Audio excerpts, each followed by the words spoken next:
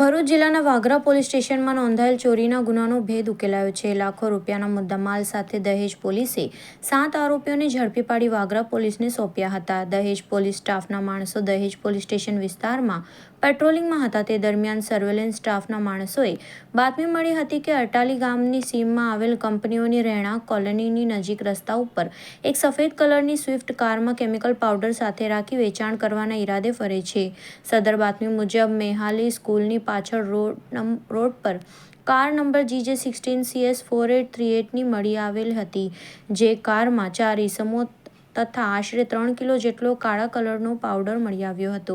જે પાવડર બાબતે સદર ઈસમો પાસે પાવડરના આધાર પુરાવા કે બિલ રજૂ કરવા જણાવતા કોઈ બિલ કે આધાર પુરાવા રજૂ કર્યા ન હતા.